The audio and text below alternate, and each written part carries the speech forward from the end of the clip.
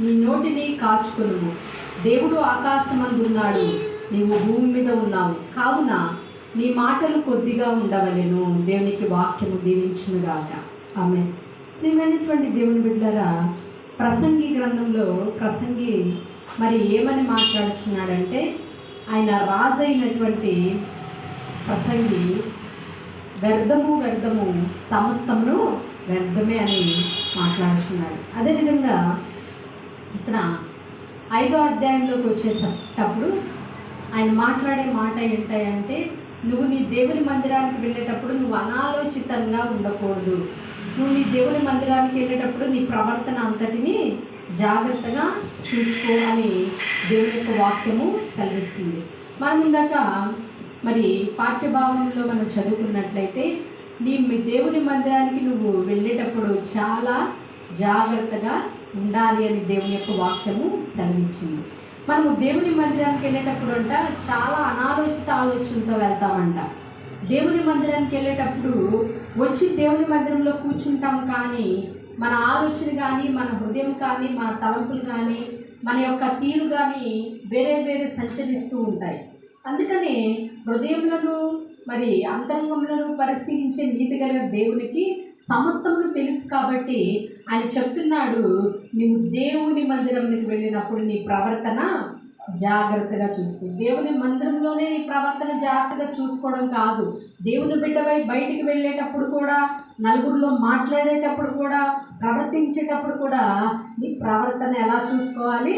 జాగ్రత్తగా చూసుకోవాలి. నన్ను ఎవరు చూడట్లేదులే అని ఎందుకు పనికిరాని వాటిని కంటితో చూసి హృదయంలో ఆచరించే వారంగా ఉండకూడదు. అదేవిధంగా మరి నలుగురిలో ఉన్నప్పుడు దేవుని యొక్క వాక్యం సెలవిస్తుంది, నీ మాటలు కొద్దిగా ఉండాలి అని దేవుని యొక్క వాక్యము సెలవిస్తుంది. లేకపోతే మనకి తెలిసిన వ్యక్తి, మనకి ఇష్టపడే వ్యక్తి ఎదురుగా ఉన్నప్పుడు వాళ్ళ ఎదుటిగా మనము అదే హాస్యంగా నవ్వడం చాలామంది చేస్తూ ఉంటారు. నన్నే చూడాలి అని పెద్దగా నవ్వుతూ ఉంటారు. ప్రియమైనటువంటి దేవుని బిడ్డలారా, నీ హృదయాన్ని అంతరంగాన్ని పరిశీలించే దేవుడు నిన్ను చూస్తున్నాడని భయం లేకోకుండా నువ్వు ప్రవర్తిస్తూ ఉంటే నిన్ను ఎవరు కాపాడగలరు? కాబట్టి దేవుడు చెప్తున్నాడు, నీ నడత, నీ ప్రవర్తన సరి చేసుకో అని దేవుని యొక్క వాక్యము సెలవిస్తుంది. అదేవిధంగా దేవుని మందిరానికి వచ్చినప్పుడు చాలామంది ఏం చేస్తారంటే, ఫోన్ రాగానే మధ్యలో లేచి వెళ్ళిపోతూ ఉంటారు. దేవుని వాక్యము చదువుతున్నప్పుడు మధ్యలో లేచి వెళ్ళిపోతూ ఉంటారు. అదేవిధంగా దేవుని వాక్యము నడుస్తున్నప్పుడు పక్కన ఒకళ్ళొకళ్ళు కూర్చొని మాట్లాడుకుంటూ ఉంటారు. అదేవిధంగా దేవుని వాక్యము చెప్తున్నప్పుడు మరి గంతులు వేస్తూ ఉంటారు. పిల్లలైతే వాళ్ళు సరిచేసి కూర్చోబెట్టాల్సిన బాధ్యత తల్లిదండ్రులకు ఉంటుంది. ఇది ఎవరి మందిరం అని అంటే దేవుని మందిరము. దేవుని మందిరంలో నీ ప్రవర్తన ఎలా ఉండాలి? చూడండి, ఒక అధికారి దగ్గరికో, ఒక పెద్దవాళ్ళ దగ్గరికో మనం వెళ్ళినప్పుడు మనం ఏం చేస్తాము? మన ఫోన్స్ ఏం చేస్తాము? సైలెంట్లో పెట్టుకుంటాం. నువ్వు మనుషునికి ఇచ్చే మరి ఘనత, మరి మనుషునికి ఇచ్చే మర్యాద నిన్ను దినదము పోషిస్తున్న దేవునికి నువ్వు ఇవ్వలేవు. కాబట్టి ప్రియమైనటువంటి దేవుని బిడ్డలారా, దేవుడు చెప్తున్నటువంటి మాట ఏంటంటే, నువ్వు దేవుని మందిరానికి వచ్చేటప్పుడు నీ ప్రవర్తన జాగ్రత్తగా చూసుకో. ఎందుకంటే నువ్వు ఆశీర్వదించబడాలన్నా, నువ్వు నాశనం అయిపోవాలన్నా, నువ్వు ఈ భూమి మీద లేకుండా ఉండాలంటే అది నా చిత్తమై ఉన్నది, దేవుని చిత్తమై ఉన్నది అని ప్రభువైనటువంటి దేవుడు సెలవిస్తున్నాడు. కాబట్టి మనము దేవుని మందిరానికి వెళ్ళేటప్పుడు అనాలోచిత ఆలోచనతో వెళ్ళకూడదు. నేను చాలాసార్లు దేవుని యొక్క వాక్యము చెప్పేటప్పుడు నేను ఇలాగే, ముందు మీరు దేవుని మందిరంలో సరిగా కూర్చోండి, దేవుని మందిరంలో బిడ్డలు అల్లరి చేయొద్దు, దేవుని మందిరంలో ఫోన్ సైలెంట్లో పెట్టుకోండి, దేవుని యొక్క వాక్యములు చదివేటప్పుడు మరి బైబిల్ వైపు చూడండి, వాక్యం చెప్పేటప్పుడు మరి చెప్పే వాళ్ళ వైపు చూడండి అని అంటే ఏ కాడికి ఆ క్షణమే వాళ్ళకి గుర్తొస్తుంది. ప్రియమైనటువంటి దేవుని బిడ్డలు వాక్యం చదువుకోవాలని చాలామంది తలకాయించుకొని వాక్యం చదువుకుంటూ ఉంటారు, అప్పుడే బుద్ధిమంతులు అవుతారండి. కాబట్టి దేవుని యొక్క వాక్యాన్ని ఆలోచనతో మనం వినకూడదు. దేవుడు నీ ప్రవర్తన చూస్తున్నాడు. ఆయన నీ ప్రవర్తన సరి చేసుకోమంటున్నాడు. ఒకవేళ నువ్వు దేవుని మందిరానికి వచ్చేటప్పుడు నీ పాపము నువ్వు విడిచిపెట్టుకోకుండా, మారు మనసు అనేది నీకు లేకోకుండా ఇంకా నువ్వు జీవిస్తున్నావేమో, దేవుడు నీకు ఇంకా సమయాన్ని ఇస్తున్నాడేమో, దేవుడు నిన్ను ఇంకా పరిశీలిస్తున్నాడేమో, ఒక్కసారి నువ్వు జాగ్రత్త చేసుకొని దేవుని యొక్క వాక్యము సెలవిస్తుంది. కాబట్టి ప్రియమైనటువంటి దేవుని బిడ్డారా, దేవుడు గద్దిస్తున్నప్పుడు, దేవుడు వాక్యం చేత మాట్లాడుతున్నప్పుడు, దేవుడు బుద్ధి చెప్తున్నప్పుడు నువ్వు ఆయన మాటకు కానీ ఆయన ఆజ్ఞకు కానీ ఆయన నువ్వు విధేయత చూపించుకోకుండా ఉంటే దేవుడు నిన్ను మరి ఎంతగానో మరి శిక్షించేవారుగా ఉన్నారు. కాబట్టి ప్రియమైనటువంటి దేవుని బిడ్డారా, దేవుని యొక్క వాక్యం సెలవిస్తుంది, నీ దేవుని మందిరానికి వెళ్ళేటప్పుడు నీ ప్రవర్తన ప్రతి ఒక్కటి జాగ్రత్తగా చూసుకోవాలి దేవుని యొక్క వాక్యము సెలవిస్తుంది. అదేవిధంగా భక్తిహీనులు అర్పించినట్లుగా బలి అర్పించుట కంటే సమీపించి ఆలకించుట శ్రేష్టము. అదేవిధంగా దేవుని యొక్క వాక్యమును సమీపించి మరి చెవి పెట్టి ఆలకించాలి. కొంతమంది దేవుని యొక్క వాక్యము దేవుని మందిరంలోకి వచ్చి ఫ్యాన్ వేసినప్పుడు ఫ్యాన్ కింద కూర్చొని నిద్రపోతారే కానీ దేవుని యొక్క వాక్యాన్ని శ్రద్ధగా వినరు. ప్రియమైనటువంటి దేవుని బిడ్డలారా, దేవుడు చెప్తున్నాడు, సమీపించి ఆలకించుట శ్రేష్టము. నీ యొక్క జీవితానికి అవి బాగుపడే మాటలు, నీ జీవితాన్ని సరిచేసే మాటలు, నిన్నెంతగానో మార్చే మాటలను నువ్వు పెడచెవిన పెట్టద్దు అని దేవుని యొక్క వాక్యము సెలవిస్తుంది. అదేవిధంగా వారు తెలియకే దుర్మార్గపు పనులు చేయుదురు, నీవు దేవుని సన్నిధిని అనాలోచనగా పలకకుండా నీ హృదయమును త్వరపడనీయక నీ నోటిని కాచుకొనుము.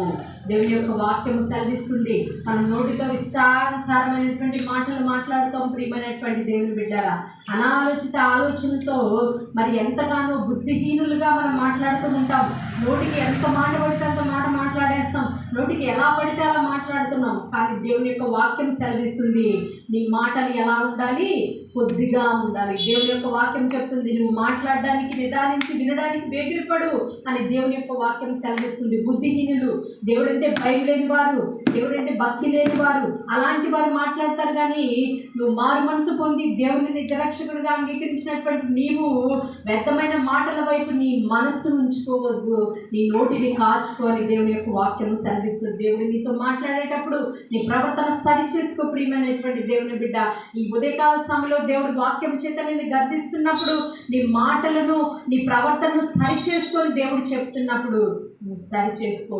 లేదంటే దేవుని మందిరంలోనే సరి చేసుకోవడం కాదు, బయటికి వెళ్ళినప్పుడు కూడా నీ ప్రవర్తన ఎలా ఉండాలి అని అంటే దేవునికి ఇష్టపూర్తిగా ఉండాలని దేవుని యొక్క వాక్యము సెలవిస్తుంది. ఆయన చెప్తున్నాడు, నీతిమంతులను యథార్థవంతులను నేను కాపాడే దేవుడు అని చెప్తున్నాడు. కాబట్టి వాక్యము చేత నీ ప్రవర్తన, నీ యొక్క మాట తీరు మార్చుకోమని దేవుని యొక్క వాక్యము సెలవిస్తుంది. కాబట్టి కింద మనం చదువుకున్నట్లయితే దేవుడు ఆకాశమందు ఉన్నాడు, నువ్వు భూమి మీద ఉన్నావు కాబట్టి నీ మాటలు కొద్దిగా ఉండవలేను. ప్రియమైనటువంటి దేవుని బిడ్డలారా, మన మాటలతో ఇష్టానుసారంగా ఎదుటి వారిని దూషిస్తూ ఉంటాం.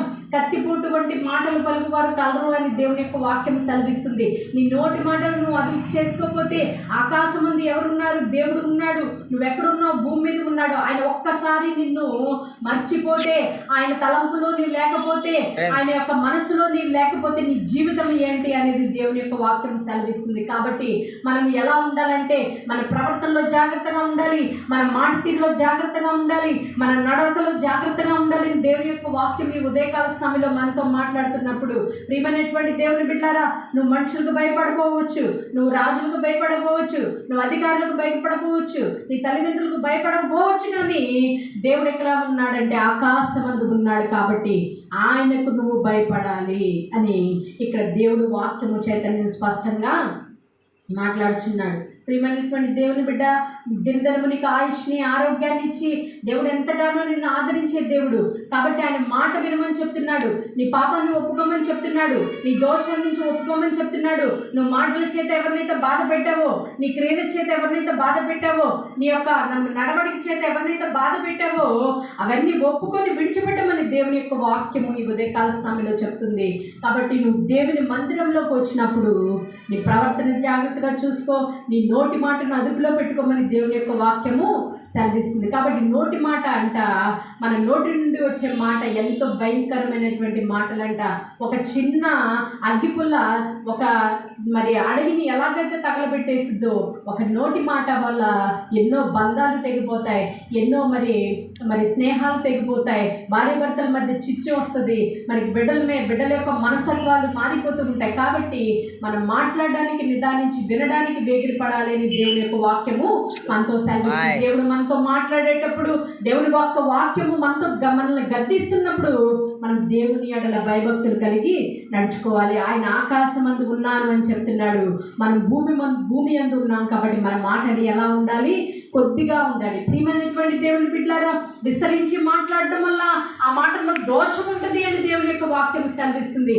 కాబట్టి మితంగా మాట్లాడు అని దేవుని యొక్క వాక్యం సెలవిస్తుంది. ఆయన పరిచర్య చేసే దినములలో, ప్రభు అయినటువంటి దేవుడు పరిచర్య చేసే దినముల్లో ఆయన మరి అధికంగా మాట్లాడిన విధానం ఎక్కడ లేదు. ఆయన కొండ ఎక్కి ప్రసంగం చెప్పారే కానీ మరి తన శిష్యులతో మితంగా మాట్లాడారు. కానీ అనుదినము ఆయన మరి తండ్రి చేత, ప్రార్థన చేత తండ్రితో మాట్లాడినటువంటి వ్యక్తి మన ప్రభు అయినటువంటి యేసుక్రీస్తు వారు. ఈరోజు ఆయన సొంత రక్షకుడిని అంగీకరించిన నీవు, ఆయన ఆ మార్గము మరి మంచిదని వచ్చినటువంటి నీవు, మారు మనసు రక్షణ భాగ్యమును కోరుకొని మన ప్రభు అయినటువంటి దేవుడు మరి నిజమైన దేవుడు అని నమ్మి వచ్చిన నీవు నీ ప్రవర్తన సరి చేసుకోకుండా, నీ యొక్క మనసు మార్చుకోకుండా నువ్వు ఎంత ప్రార్థన చేసినా, ఎంత విజ్ఞాపన చేసినా వ్యర్థమని దేవుని యొక్క వాక్యము సెలవిస్తుంది. ఆయన వాక్యం చేత నిన్ను గద్దిస్తున్నప్పుడు, ఆయన వాక్యం చేత నేను సరి చేస్తున్నప్పుడు, నువ్వు దేవుని యొక్క వాక్యానికి లోపడమని దేవుని యొక్క మాట నీకు మాట్లాడుచున్నప్పుడు, ప్రియమైనటువంటి దేవుని బిడ్డలారా, అనాలోచిత ఆలోచనతో ఉండొద్దు. ఈ వాక్యమే కదా ఎన్నోసార్లు చెప్తారులే అని నువ్వు అనుకోవద్దు. ఆకాశమందు దేవుడు నీ యొక్క నరుల యొక్క నడకను పరిశీలించే దేవుడు. ఆయన తన కనుదృష్టి చేత నరులను చూచుచున్న దేవుణ్ణి అని దేవుని యొక్క వాక్యము సెలవిస్తుంది. కాబట్టి మరొకసారి దేవుని యొక్క వాక్యం చదువుకుందాం. నీవు దేవుని మందిరంలోకి పోవునప్పుడు, చూడండి ప్రసంగి గ్రంథము 5వ అధ్యాయము 1-2 వచనంలో మనం చూసుకున్నట్లయితే దేవుని యొక్క వాక్యము మనతో మాట్లాడుతుంది. మరొకసారి దేవుని యొక్క వాక్యము చదువుకుందాం. నీవు దేవుని మందిరంలోకి పోవునప్పుడు నీ ప్రవర్తన అంతటిని జాగ్రత్తగా చూసుకొనుము. బుద్ధిహీనులు అర్పించినట్లుగా బలి అర్పించుట కంటే సమీపించి ఆలకించుట శ్రేష్టము. వారి తెలియకే దుర్మార్గపు పనులు చేయుదురు. నీవు దేవుని సన్నిధిని అనాలోచనంగా పలుకుటకు నీ హృదయమును త్వరపడనీయకుము. నీ నోటిని కాచుకొనుము. దేవుడు ఆకాశమందున్నాడు, నీవు భూమి మీద ఉన్నావు, కావున నీ మాటలు కొద్దిగా ఉండవలేను. దేవుని యొక్క వాక్యము మనతో మాట్లాడుచున్నప్పుడు దేవుడు మరి మనం సరి చేసుకోవాలి. ప్రియమైనటువంటి దేవుని బిడ్డలారా, దేవుని మందిరంలో యవనస్తులు ఉన్నప్పుడు చాలా భయభక్తులు కలిగి ఉండాలి. ఎవరు రానున్నప్పుడు దేవుని యొక్క వాక్యమును చెప్తున్నప్పుడు చాలా భయభక్తులు కలిగి నడుచుకోవాలి. మరి దేవుడు చూస్తున్నాడు, దేవుడు దృష్టించి చూస్తున్నప్పుడు యవన కాలంలో ఉన్నటువంటి బిడ్డలు తమ నడతను శుద్ధి చేసుకోవాలి. భయంకరమైనటువంటి సాతాను ఎన్నో చిక్కులు పెట్టాలని వారి హృదయ అంతరంగాలు మరి తెలిసినటువంటి సాతానికి మనము ప్రవేశము మన యొక్క హృదయాలను అర్పించుకోకుండా, మన హృదయాల్లో వాడికి చోటు ఇవ్వకోకుండా మనం ఎంతగానో దేవుని భయభక్తులు కలిగి మన హృదయంలో దేవుని యొక్క వాక్యం ఉంచుకున్నట్లయితే దుష్టుడు సమీపించడు. కాబట్టి ప్రియమైనటువంటి దేవుని బిడ్డ, దేవుడు మాట్లాడుచున్నాడు. దేవుడు ఎంతగానో మరి బ్రతిమలాడుకుంటున్నాడు. దేవుడు ఎంతగానో మరి నా బిడ్డలు నశించిపోతున్నారని దేవుడు ఆయన వాక్యం చేత నిన్ను సరిచేయాలని ఎంతగానో ప్రాధేయపడుచున్నాడు. నువ్వు విన్న ఎడల నిన్ను ఆశీర్వాదకరంగా మారుస్తాడు. నువ్వు ఎన్ని ఎడల నిన్ను ఆ శిక్ష నుంచి ఎవరు తప్పించలేరు. కాబట్టి దేవుడు మాట్లాడుచున్నప్పుడు నీ ప్రవర్తన జాగ్రత్తగా చూసుకోమంటున్నాడు. నీ నోటి మాటను అదుపులో పెట్టుకోమని చెప్తున్నాడు. కాబట్టి మనం విస్తరించి మాట్లాడడం వల్ల దోషం ఉంటుందని చెప్తున్నాడు. కాబట్టి నీ నోటి మాటను అదుపులో పెట్టుకో. నువ్వు మాట్లాడడానికి నిదానించు. నువ్వు వినడానికి వేగిరపడు. చిన్నవారు చెప్పిన, నువ్వు పెద్దవారు చెప్పిన ముందు విను, ఆ తర్వాత ప్రత్యుత్తరము అని చెప్తున్నారు. ప్రియమైనటువంటి దేవుని బిడ్డలకు నాకు తెలిసిన పడగలున్నారు. ఆయన ఏది జరిగినా, ఎవరు ఎలా కొట్టుకున్నా, ఎవరెలా చనిపోయినా సరే ఒక్క మాట కూడా ఆయన మాట్లాడారు. నిజంగా అంత పేషెన్సీ ఆయనకి ఎలా వచ్చిందో నాకు కూడా తెలియదు. నేను ఒక్కసారి ఆయన చూసినప్పుడు నిజంగా ఇలా ఉండాలేమో, దేవుడి మాటలు, దేవుని కలిగినటువంటి బిడ్డలు ఇలా ఉంటారేమో అని నాకు అనిపిస్తూ ఉంటుంది. ప్రియమైనటువంటి దేవుని బిడ్డలారా, ఆయన చూసినప్పుడు నాకు చాలా ఆశ్చర్యం వేస్తుంది. మంచి అయినను చెడైనను ఏది ఆయన పలకరిస్తేనే పలుకుతాడు, లేకపోతే ఆయన చాలా సైలెంట్గా ఉంటారు. నేను అలా చూసినప్పుడు అలా ఏమైనా మెడిటేషన్ చేస్తారేమో అనిపిస్తుంది. కానీ ప్రియమైనటువంటి దేవుని బిడ్డలారా, కొంతమంది చూసినప్పుడు మనం కొన్ని నేర్చుకోవాల్సిన పరిస్థితులు ఉంటాయి. వాళ్ళలో ఉన్నటువంటి మంచిని మనం నేర్చుకోవాలి. మనకి అనవసరం లేనటువంటి వాటిని మనము వదిలేసుకోవాలి. అలాగే నీ యొక్క మాటలు ఎలా ఉండాలి అని అంటే కొద్దిగా ఉండాలి అని దేవుని యొక్క వాక్యము సెలవిస్తుంది. అదేవిధంగా నీ ప్రవర్తన దేవుని మందిరానికి వెళ్ళేటప్పుడు సరి చేసుకో. వాక్యమే నిన్ను సరిచేసే దేవుడు అని చెప్తుంది. కాబట్టి వాక్యం చేత నేను అర్థం శుద్ధి చేసుకో. ఆయన శాశ్వతాన్ని పొందుకో. పొందుకో, ఆయన దీవెనలు పొందుకో, నిత్య రాజ్యానికి నీ వారసులుగా ఉండు. అట్టి కృప, అట్టి ఆదరణ ప్రభువైనటువంటి దేవుడు మీ అందరికీ దయచేయునుగాక. ఆమేన్. చిన్న వాక్యము దేవుడు దీవించునుగాక. ఆమేన్. ప్రార్థన చేసుకుందాం. దయచేసి ప్రతి ఒక్కరూ మోకరించినట్లయితే ప్రార్థన చేసుకుందాం. ప్రార్థన. స్తోత్రములు స్తోత్రములు స్తోత్రములు స్తోత్రములు స్తోత్రములు ప్రభువా, పరిశుద్ధుడా, మహాగండ, మానుద్రా, నిత్యనివాసుదేవ, అయినా నీ పరిశుద్ధమైన ఉన్నతమైన పవిత్రమైన నామమును బట్టి నీ స్తోత్రములు తండ్రి. నీ వాక్యము చేత మాతో మాట్లాడావు ప్రభువా. అయ్యా, నీ మందిరంలోకి వెళ్ళినప్పుడు మా ప్రవర్తన జాగ్రత్తగా చూసుకోమని చెప్పావు ప్రభువా. మా నోటి మాటను నాయన ఇదిగో సరి చేసుకోమని చెప్పావు ప్రభువా. నాయన మా నోటి మాటను నువ్వు ఎంతగానో ప్రభా ఇదిగో ప్రభా అదుపులో ఉంచుకోమని చెప్పు. నీ వాక్యం చేత మాతో మాట్లాడిన విధానాన్ని బట్టి నీ స్తోత్రం. సరి చేసుకునే మనస్సును ప్రభా ఇదిగో ప్రభా మా హృదయంలో నిలుపుకునే కృపను మాకు దయచేయమని. ఇక్కడ కూడా వచ్చిన ప్రతి బిడ్డలో ప్రభా ఈ వాక్యం నీరు కట్టి ఫలింపచేసి దుష్టికి వెళ్ళిపోకుండా ప్రభా వారి హృదయం అనే పలక మీద నీ వాక్యము రాసుకొని నాయన వారి నడతను శుద్ధి చేసుకొని నీ యొక్క రాజ్యంలో వారసులే కృపను వారికి దయచేయమని. వారి మనసు రక్షణ భాగ్యం వారందరూ కలిగి చేయమని. ఇప్పుడు కూడా వచ్చిన ప్రతి బిడ్డను మీరు దీవించి ఆశీర్వదించమని నా ప్రభుని ప్రియకుమారుడైన యేసయ్య నామం అడిగి బ్రతిమలాడి వేడుకొని ప్రార్థిస్తున్నాను తండ్రి.